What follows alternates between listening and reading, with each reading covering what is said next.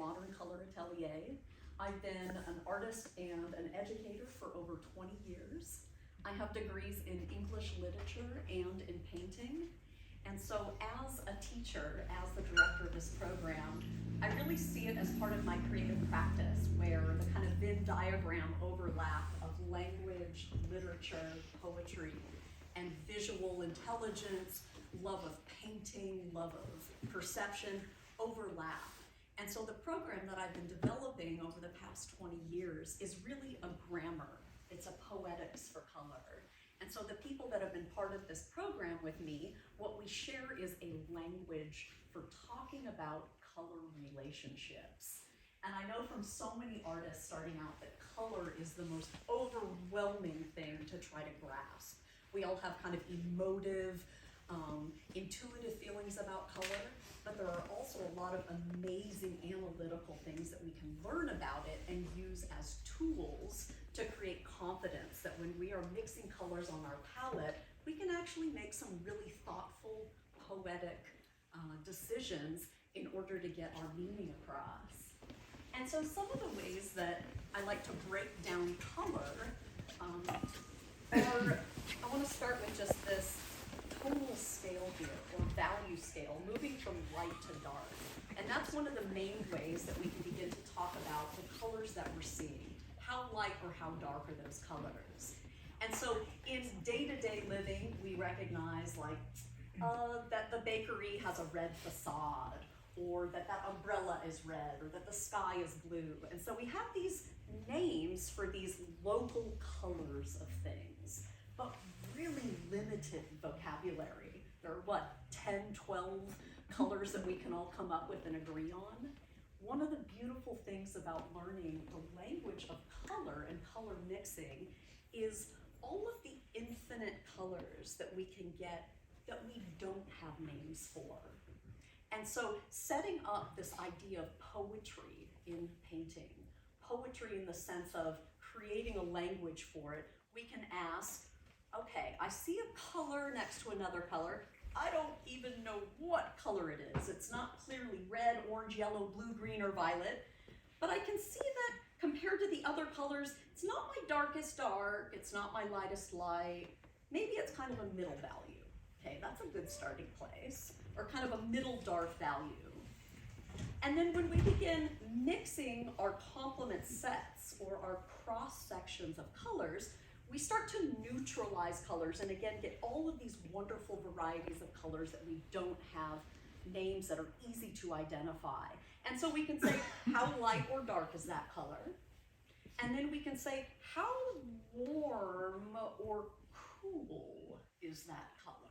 And so thinking about temperature, which is a little bit more fickle, but both value and temperature are relative. So we're not talking about individual colors in isolation. We're talking about colors within a universe of relationships. And then we can say, well, how neutral or saturated is that color? And so those three ways of asking questions, what value is it? What temperature is it, warm or cool? And how intense or saturated or neutral is that color? We can begin to touch on these beautiful unnameable colors and to be able to respond to them. And so in some ways, stripping out the obvious nameable colors like the bakery is red, getting rid of that and instead going underneath and starting to think about the foundations of the relationships of color through value, temperature, and intensity, we can start to build some really interesting constellations or harmonics of color. And so all of the works that you're seeing in the gallery right now are artists who have studied with me for at least 2 years, some more, and I just want to invite you all with this new just kind of little 101 of color theory, color practice, to start to notice how the different artists are using different palettes. So if we look at Sally Shintaffer's 3 pieces over here, we can see very clearly that she's not using as saturated a colors as say Anne B here, who's hanging out a little more on the outer rung in some of these pieces, but Sally's honing in on these more little kind of inner rungs to speak about this really wonderful kind of human, quiet, sort of silent space, an abstraction of still life and figure. Beautiful piece here where we have a kind of figurative form emerging. And then an artist here like Angela Fleet, beautiful Tieton laundromat paintings. I was out here with a group of painters this October, and Angela fell in love with the facade of the laundromat and started doing some sketches on site, and then back in the studio started to develop these paintings. And so taking a limited palette, especially in this one, we've got a complement set of yellow and violet, and the beautiful, interesting, neutral colors that can happen in that. And so being able to see what does this universe that I'm creating look like in this slightly altered palette versus this palette here, which touches a little bit more on some of the outer rungs, and we have a clear warm light moving in. We can see the warm light touching the facade here, versus in the shadows, we're leaning more towards the greens and the blues. And so temperature is a really fun way of thinking about the quality of light. And so when we're thinking just about value, we're talking about the quantity of light, how much or how little. But when we start thinking about the temperature of the light, whether or not that light is warm and our shadows are cool, or we can flip it and make all of our lights cool and our shadows warm, we can really change the poetics and the meaning of the piece. And so I'm going to point over here, but I encourage you after I'm talking to come and really look at this. This artist, Cecilia Herrera, really interesting palette that is kind of this weird, dreamy space that she's created. And one of the things I want to point out to you that's so exciting and strange about these paintings is that she's rigorously mixing each color choice to express a cold light, and all of our cast shadows here are warm, which is a little bit of a reversal of what we're usually used to. And so it's like, once you kind of realize that and kind of move around the painting and see that operating, it creates a really interesting tension. So perhaps we're in Antarctica with that painting versus in Angela's, we're in maybe southern Spain, or Tieton, or light. Anne Bean's work over here, Anne's right here, really inspiring watching your work develop over the last few years, really coming out of more traditional kind of realist still life painting.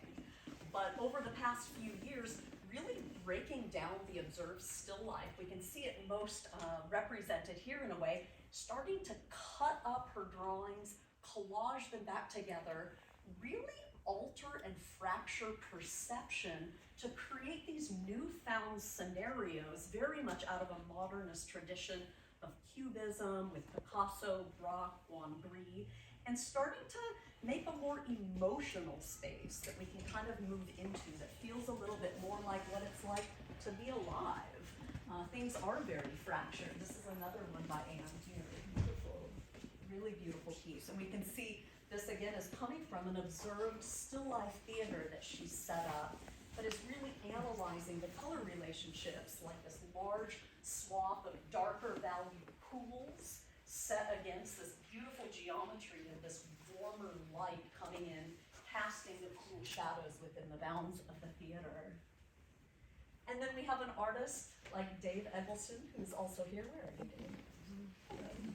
These beautiful pieces that are very much riffing off of different art historical paintings and narratives. So if any of you are familiar with Manet's painting of Olympia, he's really going inside of that painting and changing things and making it his own.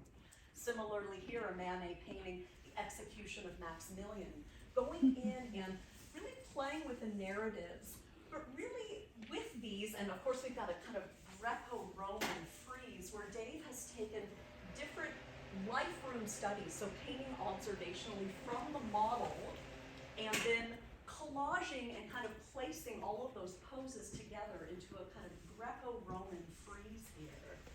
But Dave's real interest here is in the materiality and the way that he's building these spaces as these narratives are evolving, scraping down the painting, back in. Every time I would see one of these paintings, they were drastically different from week to week, from day to day. And so that narrative is built into the technical aspects of the piece, the building of it, the surface. And I want to point out here too, Margaret Haven's work, who's not with us today, but she's really clearly having fun on that outer rung, those saturated colors, and hanging on that outside intense colors, but really translating each shape into a very analyzed, explicit color of value, temperature, and again, mostly intense colors here, into a really beautiful kind of geometry of parts. And so I really believe that when learning to paint, what we're actually doing is we're learning to see. Because the way that we move through the world on a day-to-day basis, we're avoiding things, we don't want to get hurt, there's a tiger coming out of the jungle, we gotta move, there's a red berry that might be poisonous. But the language of painting is a completely different world. It is a theater of interactions. And so learning how to articulate and name differences in the visual things that we're seeing creates this whole way of navigating reality that also gives us confidence to engage with it as a picture maker, as an image maker. It gives us the confidence to name and mix specific relationships so that we can participate in the building of reality. It's a revolution. It's painting poetics, it's visual poetics. And it has been such a joy working with all of these phenomenal artists that are constantly teaching me and showing me new ways of seeing and being in the world. So I would love if the artists that are here just to kind of raise your hands so people can see you. This is Sally Shintaffer, who worked here, Anne Bean, saturated, more abstract. Angela Fleet has the laundromats here, and the collage is there. And Dave Eggleston back here. So if you guys have questions for them, be wonderful. You can either talk to them privately, or if you want to ask questions to me, I would love to hear what your thoughts are about the show. So also thank you again so much for having me here today. It's a real honor to be here. She is life-changing.